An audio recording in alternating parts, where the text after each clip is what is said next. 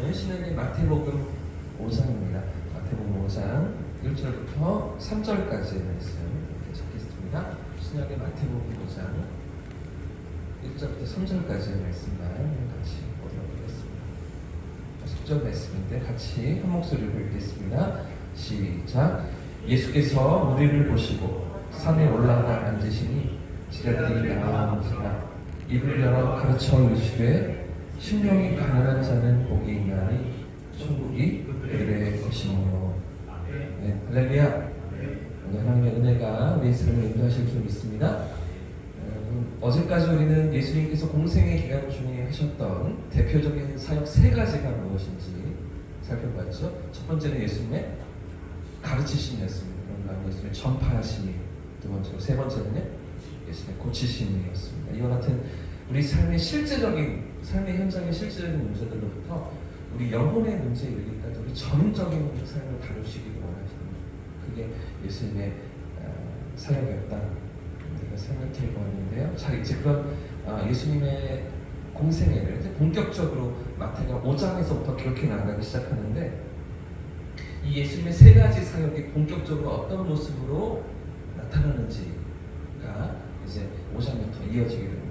예수님 가르치시는, 전파하시는, 고치시는 장면들을 하나하나 우리에게 드러내고 보여주는 것인데요. 예수님의 가르치심이 어떻게 시작되고 있습니까? 마태복음 5장부터 7장까지 산상수훈이죠. 우리가 이제 5장 산상수훈을 잘 아시는, 많이 또 우리가 들어봤던 산상수훈을 이렇게 살피게 되는데, 예수님의 가르치심을 보여주고 있는 마태의 기록입니다. 이런 가르치심은 예수님의 설교로 모두 5편의 설교가 마태복음에 기록되어져 있습니다. 아주 중요한 의미가 있는 내용인데, 첫 번째는 오늘 본문의 5장부터 7장까지가 이 산상수훈으로 예수님의 첫 번째 설교이고요. 그런가 하면 마태복음 10장에 보시면 예수님께서 12제자를 파송하시면서 가르치시는 말씀이 있습니다. 예수님의 두 번째 설교가 마태복음 10장에 있습니다. 그런가 하면 세 번째는 마태복음 13장에 있는 천국에 대한 비유, 천국은 마치, 그러시면서 예수님께서 비유로 가르치시는 천국에 대한 말씀이 마태복음 13장에 세 번째 설교이고요. 그런가 하면 네 번째는 18장에 하나님 나라의 백성으로 어떻게 살아가야 하는가를 가르치시는 네 번째 설교가 18장에 있습니다. 마지막으로 24장부터 25장까지의 말씀을 통해서 마지막 날에 대한 하나님 그 마지막 때에 대한 하나님의 이루신 일들에 대한 예언의 말씀이 24장부터 25장까지 다섯 번째 설교인데요. 여러분 생각해 보십시오. 예수님 공생의 기간이 얼마였습니까?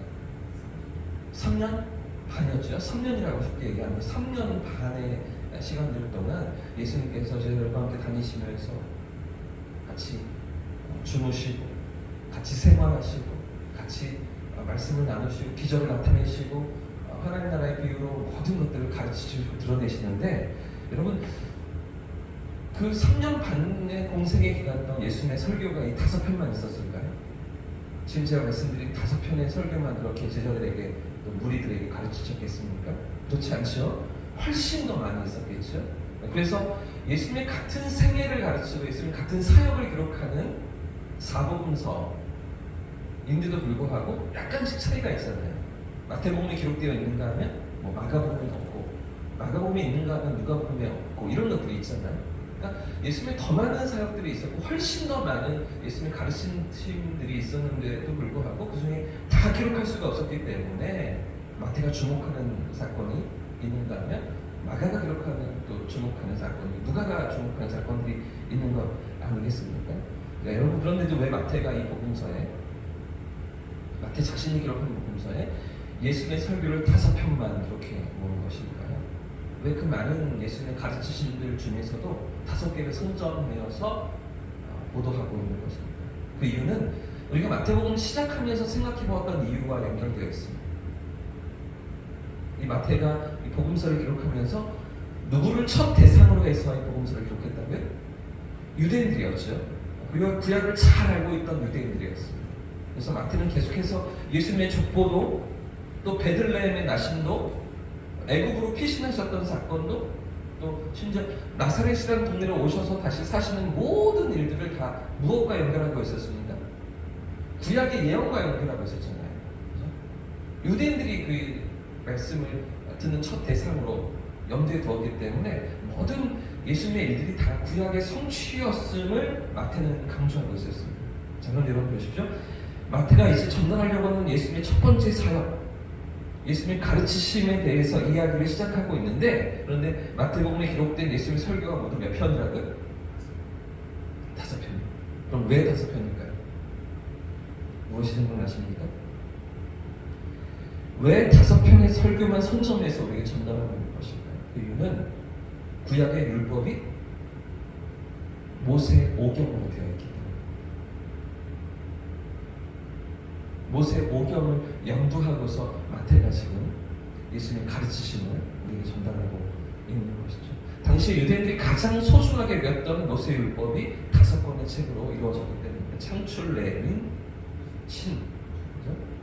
구약 성경의 가장 첫 시작이 모세 오경, 이 5권으로 시작되기 때문이죠. 그런데 여러분, 이 모세 오경의 핵심이라고 할 수 있는 하나님께서 이스라엘 백성들에게 주신 율법, 당시에 유대인들이 가장 소중하다, 가장 그들이 지켜야 된다고 생각했던 이 율법을 모세가 어디로 올라가서 받게 됩니까? 시내산에 올라가서 받게 되죠. 이제 기적과 같은 하나님의 구원을 경험하고서 유월절을 지나고요, 바다가 갈라져서 길이 생기는 홍해를 건너서 이 광야길을 지나서 시내 반도로 50일가량 걸어갔다. 우리 지난 주일에도 살펴봤잖아요. 그리고 시내산 위에서 모세가 올라가서 하나님께로부터 돌판에 새겨진 율법을 받게 되죠. 십계명을 받게 되죠. 그리고 그 율법을 중심으로 이스라엘 백성들이 하나님과 언약을 맺고 그 백성으로 살아가기를 다시 납니다. 그래서 유대인이 된 것이죠. 그래서 이스라엘 백성이 된 것이죠. 하나님의 백성으로 그들이 지금까지 살아가는 것이죠. 여러분 보십시오. 자, 이제 예수님께서 본격적인 공생애를 시작하시면서 하나님 나라를 선포하시고 말씀을 가르치시는데 모두 몇 편의 설교를 가르치신다고요? 5편의 설교. 모세 오경과 같이 5편입니다. 뿐만 아니라 모세는 산 위에 올라가서 하나님께 율법을 받게 되는데, 지금 예수님께서는 어디로 올라가셔서 말씀을 가르치십니까? 산 위에 올라가셔서 말씀을 가르치십니다. 똑같은 거의 비슷한 이 팔복을 가르치는 보도하는 누가의 기록을 보면 누가복음에도, 누가복음 6장에도 이 예수님의 이 복에 대한 가르치심이 있거든요. 이 복은 누가가 기록하는 이 팔복 가르침은 산 위에 올라가지 않으십니다. 오히려 산에서 내려오셔서 가르치신 사건을 보도하고 있습니다. 어떤 게 맞습니까? 산에 올라가서 가르치시는 게 맞습니다. 산에서 내려오셔서 가르치는 게. 누가 6장에는 산에서 내려오셔서 가르치셨다 이렇게 기록하고 있거든요. 어떤 게 맞습니까? 둘 다 맞습니다. 성령이 감동하신 성경이 오류가 있지 않잖아요. 산 위로 올라가셔서 가르치신 때도 있었고, 똑같은 말씀을 3년 반 동안 다니시면서 산에서 내려오셔서 가르치신 때도 있었겠죠. 근데 그 중에서도 마태는 주목하며 강조하고 있는 부분이 무엇입니까? 마치 모세와 같이 산 위로 올라가서 말씀을 가르치시는 것이죠. 그 모습을 지금 강조하며 유대인들에게 보도하고 우리에게 전달하고 있는 거 아니겠습니까? 1절 말씀을 보십시오. 1절 말씀을 다시 한번 읽어보겠습니다. 시작! 예수께서 무리를 보시고 제자들이 나옵니다. 아멘. 지금 예수님께서 산 위에 올라가셔서 제자들이 나왔을 때 말씀을 가르치셨다, 이렇게 마태가 기록하고 있는데요. 지금 마태가 지금 무엇을 염두하고 있는지 여러분 보이십니까? 하나님께서 당신의 백성 이스라엘과 율법으로 언약을 맺으셨던 그 모세의 때와 같이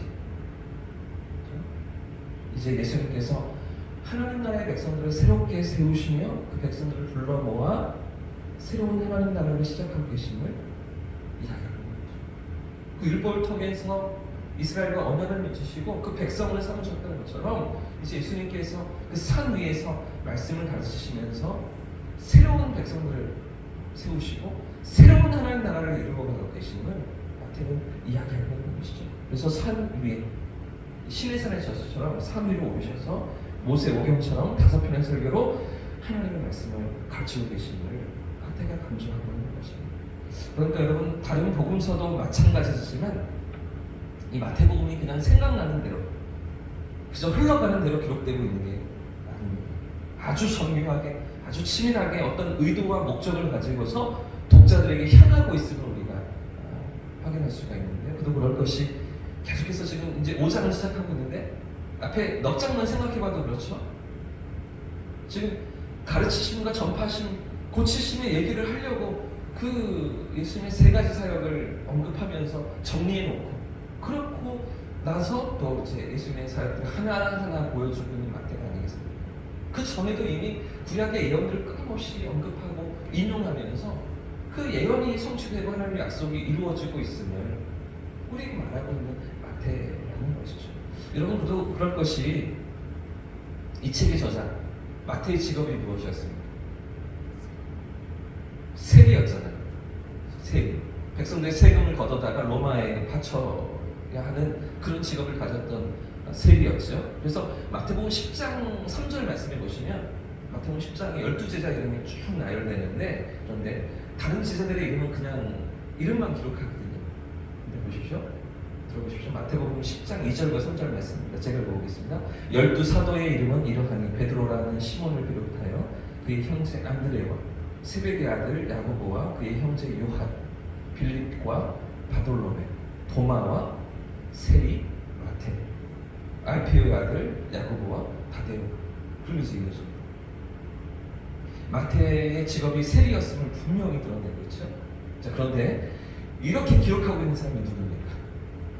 어떤 복음서 10장이라고요? 마태복음 10장. 이거 숨겨야 되는 거 아닙니까? 조금 부끄러운 과거 아닙니까? 내공로였잖아요. 손가락질 당하는 사람이었잖아요. 아무도 상대하지 않던 삭개오가 세리장이었기 때문에 아무도 그 동네에서 삭개오를 좋아하지 않던 그런 인생 아니었습니까? 마태도 마찬가지입니다. 세리장이고 세리 직원이고 다른 게 아니잖아요. 근데 자신이 자신의 이름을 기록하면서 다른 제자들은 뭐 어부 이렇게 기록하지 않잖아요. 근데 왜 자신에 대해서는 세리 마태라고 정확하게 기록하고 있는 것입니까? 자기 자신의 과거를 인정하는 것이죠. 이런 죄인을 부르시고 이런 인생을 잔잔 삼아주시고 그 백성을 삼아주시는 하나님의 은혜를 예수님의 부르심을 감사하면서 여기 짧게나마 마태복음 10장에 드러내고 있는 건 아니겠습니까? 보십시오. 중요한 것은 세리로서 마태가 얼마나 계산이 빨랐겠습니까? 얼마나 셈이 정확했겠습니까? 그런 성향과 기질을 성령께서 사용하시는 거죠. 그런 마태의 어떤 배경을 우리 성령께서 감동하심으로 마태복음 기록하게 하실 때 사용하셨던 것입니다. 사랑하는 여러분, 오늘 본문에서 우리가 생각해야 봐야 될 부분이 한 두 가지 정도인 것 같은데요. 첫 번째는 예수님의 오심과 우리 주님의 사역은 새로운 하나님 나라를 세우기 위함이었다는 것입니다. 새로운 하나님 나라. 구약의 혈통적인 이스라엘이 아니라 성령으로 임치심을 받은 새로운 하나님 나라 백성들을 부르시고 모시기 위해서 구주께서 오시고 섬기셨습니다. 성경이 말하고 있는 것이죠. 심지어 2절 말씀을 보시면 이렇게 기록하고 있잖아요. 2절 말씀 보십시오. 같이 한번 읽어보겠습니다. 시작. 입을 열어 가르쳐 이르시되. 그렇죠? 입을 열어 가르쳐 이르시되. 예수님과 모세의 차이점이 무엇입니까? 지금 모세처럼 산 위로 올라가셔서 예수님께서 말씀을 가르치시는데 5편의 설교로 모세가 기록했던 오경처럼 이렇게 백성들에게 가르치시는데 모세와 예수님의 차이점이 무엇이에요? 모세는 시내산에 올라가서 말씀을 받는 입장이었다면 예수님께서는 그 말씀을 선포하시는 하나님이신 것이죠. 우리 주님께서는 신의 입을 열어 말씀을 가르치시며 자신이 하나님 되심을 드러내시고 그 백성들을 불러 모시고 그 백성들과 함께 새로운 언약을 맺으시고 새 언약을 만들어서 이제 새로운 하나님 나라를 세워가시는 그런 우리 주님이시라는 것입니다. 둘째, 마태의 배경도 우리가 생각해 볼 수 있는 것 같은데요. 그의 기질대로 성령께서 사용하고 계시는 거죠. 그의 성향대로 그의 섬세함과 정교함을 사용하시면서 예수 그리스도의 복음을 동족이었던 유대인들에게 알리시고 오고 가는 모든 세대에 알리시기 위해서 그의 직업도 성격도 배경도 사용하시는 우리 성령님이신 것입니다. 사랑하는 여러분, 오늘 우리의 삶도 이렇게 인도해 가시는 성령을 의지하는 복된 하루가 되시기를 축복합니다. 모든 것을 합력하여 선을 이루시는 것입니다. 왜 이런 직업의 사람을 들여다보셨나요? 왜 이런 직업의 사람을 부르셔서 제자 삼으시는가? 왜 우리 같이 미련하고 연약하고 아무것도 할 수 없는 것 같은 사람도 주께서 부르시고 이 자리에 들여다 놓으시는가? 모든 것을 합력하여 선을 이루시는 거죠. 우리의 과거가, 우리 지나간 시간들이 의미 없지 않다는 거죠.